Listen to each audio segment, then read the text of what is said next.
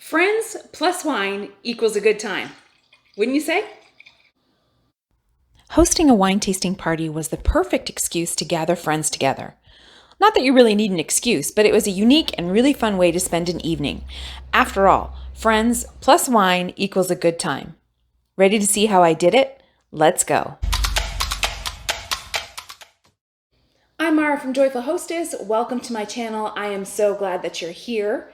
If you are looking to become a more confident host, if you enjoy good recipes, if you like creative ideas, then you're in the right place. So be sure to hit subscribe because I upload videos every week, and it's all about helping to take the stress out of home entertaining and helping you become a more confident host. So let's talk about the wine tasting party. After all, that's what you're here for. When planning a gathering, I always start with my handy party planner keepsake, and I just take a few minutes to think about the theme and the vibe I want to create for me and my guests. So you can see here in the planner words like relaxed and carefree. Summertime fun was the atmosphere I was really going for. With those themes and that idea in mind, I texted the guests, and in the invitation, I let them know that we would be outdoors, weather permitting, of course. There's always plan B. So if the weather didn't cooperate, obviously we would be inside.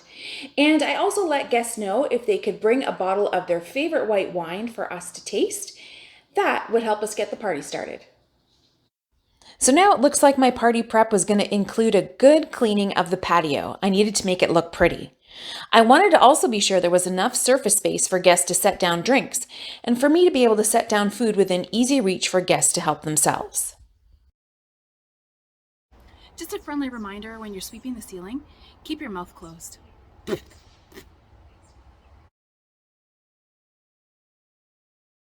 Because I didn't have enough extra little tables, I improvised, and I added some cut logs. Not only were they a practical solution, they also look pretty, and I feel like they really lent to the more casual atmosphere.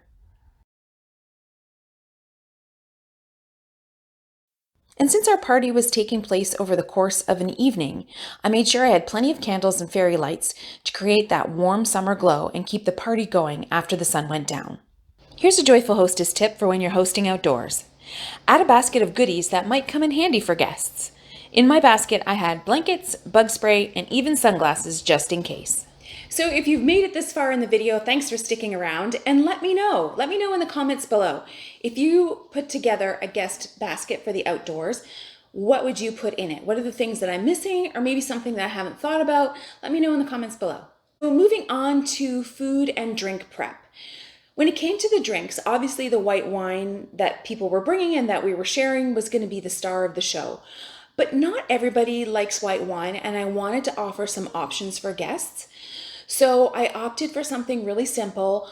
I chose a bunch of single serve cocktails in cans, put them in a really pretty bucket on ice, and put that on the bar cart as well. So if somebody didn't really want the wine, but they wanted a little cocktail or something to drink, then it was all ready for them and I wouldn't have to mix it up. So it was easy for me, it was easy for the guests, and I feel like that was a win-win. The other thing I should mention is when you are having a wine tasting, to be sure to have water, whether that's sparkling water or still water, on the table or close by so that people can not only cleanse their palates, but also so they have the option to drink something that's not just wine.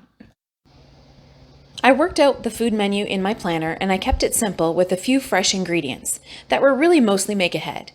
So fruit tray, charcuterie board, veggies and hummus, grilled shrimp skewers, and even lemon cupcakes for a little something sweet. Okay, don't tell anyone, but I forgot the shrimp skewers. You guys, I had them ready to go, and then we were having such a good time, I completely forgot about them. But you know what? I'm not gonna let that shit bother me. It didn't dampen our spirits. We still had a great time, regardless of the fact that the shrimp did not make an appearance. Moving on to decor.